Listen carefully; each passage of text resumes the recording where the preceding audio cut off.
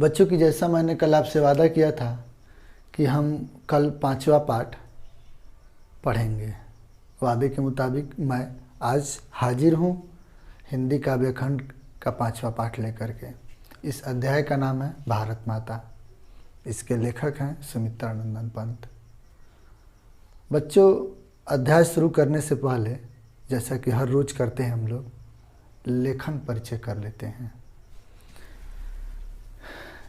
इस अध्याय के लेखक हैं सुमित्रानंदन पंत।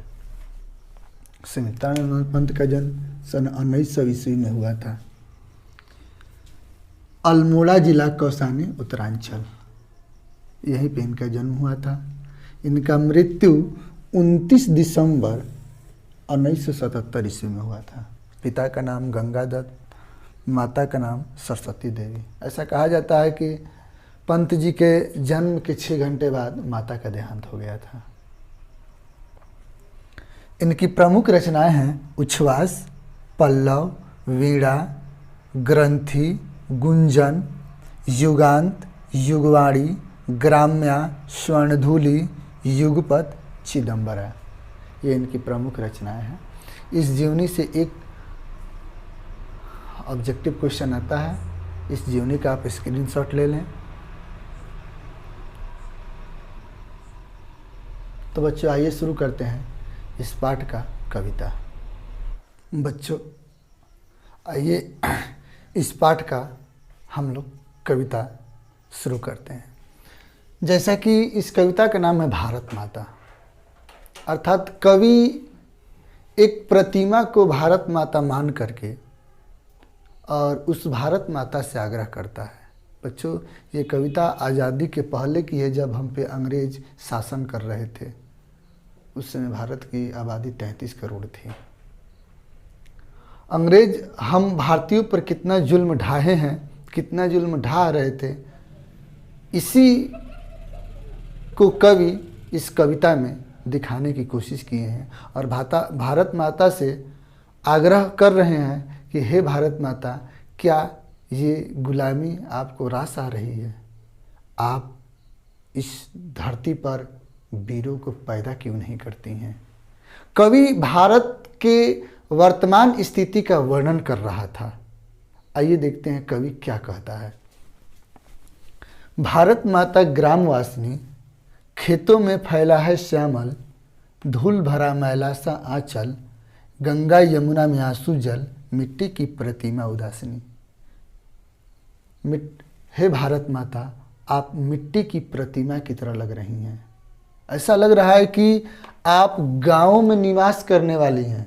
भारत माता ग्रामवासिनी, आप गाँव में निवास करती हैं। बच्चों इसका अर्थ हम लोग नीचे से एक लाइन लेकर के पुनः ऊपर जाएंगे, अब पुनः नीचे आएंगे। जैसे कि हे भारत माता, आप मिट्टी की तरह उदासीनी लग रही हैं, मिट्टी की प्रतिमा की तरह उदासीनी लग रही हैं। भारत माता आप गाँव में निवास करने वाली लग रही हैं। खेतों में फैला है श्यामल, अर्थात खेतों में फैली हरियाली से आपका रंग सांवला पड़ गया है। धूल भरा मैला सा आंचल, आपका आंचल धूल से धूसरित हो गया है। गंगा यमुना में आंसू जल, और गंगा यमुना में जो जल हैं वो आपके आंसू के जल हैं, अर्थात आप भी अंग्रेजों के द्वारा ढाए गए जुल्म से रो रही हैं। कवि आगे कहता है, दैन्य जड़ित अपलक नत चितवन, अधरों में चिरनीरव रोदन, युग युग के तम से विषण मन, वह अपने घर में प्रवासिनी। दैन्य मतलब होता है गरीबी, जड़ित मतलब जकड़ा हुआ, अपलक मतलब बिना पलक गिराए हुए, नत मतलब झुका हुआ, चितवन मतलब दृष्टि। अर्थात गरीबी से जकड़े हुए, बिना पलकों के गिराए हुए, बिना दृष्टि के पलकों के गिराए हुए, सर झुका हुआ है भारत माता आपका। अधरों में चिर नीरव रोदन, अधरो मतलब होता है होंठ, चिरव मतलब पुराना, नीरव मतलब निशब्द, अर्थात आपके होठों पर वही चिरस्थायी निशब्द रोदन की स्थिति बनी हुई है, अर्थात रुलाई वाली। युग युग के तम से विषण मन, वह अपने घर में प्रवासिनी, अर्थात आप युगों युगों के युगांतर से आपका मन विस्मय हो गया है और आप अपने ही घर में प्रवासिनी अर्थात विदेशी बनी हुई हैं। अर्थात अंग्रेज हम पे शासन कर रहे हैं और आप देख रही हैं, आप विदेशी बने हुई हैं, यहाँ हम लोग को कोई अधिकार नहीं है।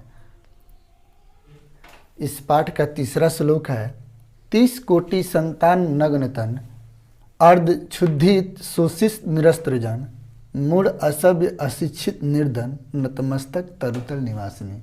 हे भारत माता, आपके 30 कोटि संतान नग्न हैं। अर्थात हम आपको बताएं कि यह कविता आज़ादी के पहले की है। जब भारत आज़ाद नहीं हुआ था उस समय देश की जनसंख्या 30 करोड़ थी।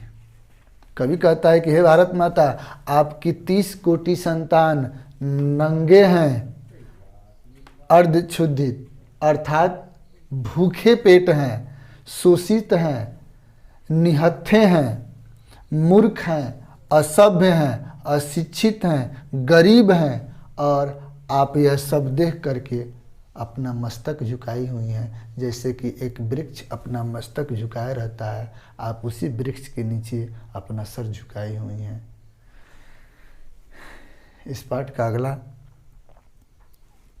श्लोक है, स्वर्ण सस्य पर पद तल्लुंठित, धरती सा सहिष्णु मन कुंठित, क्रंदन कंपित अधर्मन स्मित, राहु ग्रसित सर्तेंदु हासिनी। बच्चों, लुंठित मतलब होता है रौंदा हुआ,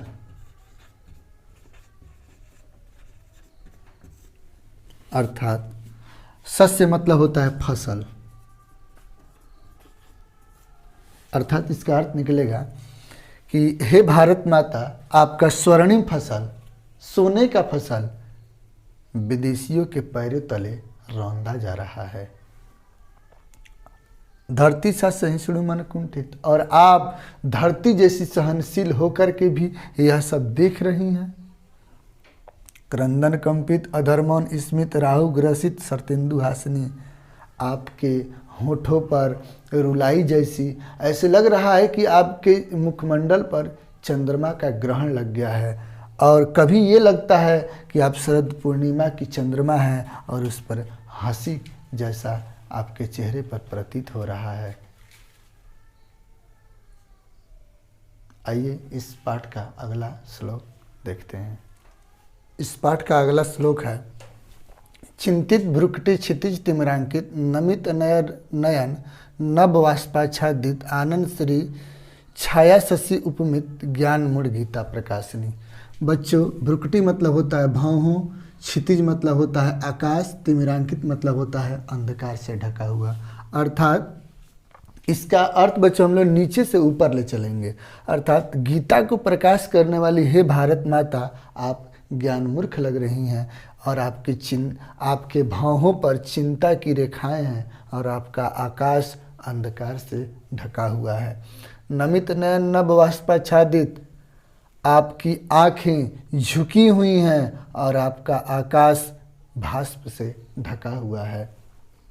आनंद श्री छाया शशि उपमित, और आपकी मुख की शोभा चंद्रमा से उपमा दी जाने वाली जैसी लग रही है। अंतिम श्लोक है, सफल आज उसका तप संयम, पिला अहिंसा स्तन्य सुधोपम,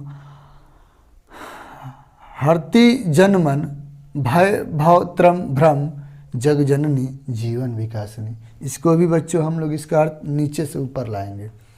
अर्थात जग जननी जीवन विकासिनी हे भारत माता, जग जननी जीवन विकासिनी हे भारत माता, आज आपका तप और संयम सफल हो गया है, क्योंकि आज आपने अपने संतानों को अहिंसा रूपी स्तन का दूध पिला दिया है। अर्थात आज भारत में ऐसे वीर पैदा हो गए हैं कि अंग्रेजों का डटकर मुकाबला कर सकते हैं, और वो भी बिना हिंसा किए हुए अहिंसा के पथ पर चल करके, जैसे गांधी जी, नेहरू जी, ऐसे अनेकों संतानें आपके पैदा हो चुके हैं कि अहिंसा का स्तन रूपी दूध पिए हैं। अर्थात बिना हिंसा का पथ पर चल करके देश को आज़ादी की तरफ ले जा रहे हैं। हरति जनमन भय भव त्रम भ्रम, अर्थात आप अपने संतानों के मन से भय भव और भ्रम को दूर कर दी हैं और सभी मिलजुल करके आज़ादी की ओर अग्रसर हो गए हैं। बच्चों, इस अध्याय का अर्थ मैंने बता दिया। अब आइए इस अध्याय का क्वेश्चन आंसर कर लेते हैं हम लोग, जो आईएमपी और वीवीआई है। मात्र 2 से 3 क्वेश्चन ही मैं आज भी आप लोग को बताऊंगा, उसमें से एक आएगा। इस पाठ का पहला क्वेश्चन है जो आईएमपी है, भारत माता अपने ही घर में प्रवासिनी क्यों बनी हुई हैं? इसका उत्तर होगा गरीबी के कारण, युगों से गुलामी के कारण, भारत माता का मन विषादमय मन वाली होने के कारण अपने ही घर में भारत माता प्रवासिनी बनी हुई हैं। दूसरा क्वेश्चन है, कविता में कवि भारतवासियों का कैसा चित्र खींचता है?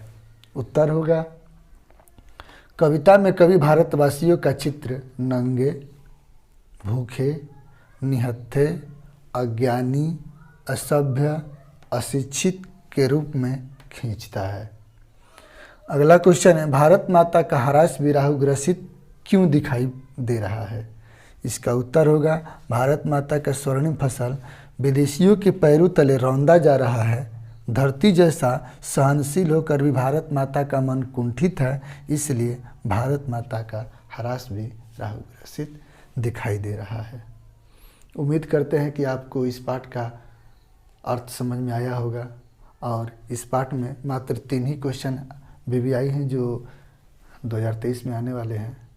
इसका स्क्रीनशॉट लेकर के आप याद कर लीजिए और रेगुलर पढ़िए, मन लगा के पढ़िए। समय कम है, हिंदी के लिए आप रोज़ आधा घंटा समय दें, मेरे वीडियो को देखें, उसको लिख लें, रिवाइज करें और कन्फर्म रहें, आपका 90% से कम नहीं आएगा।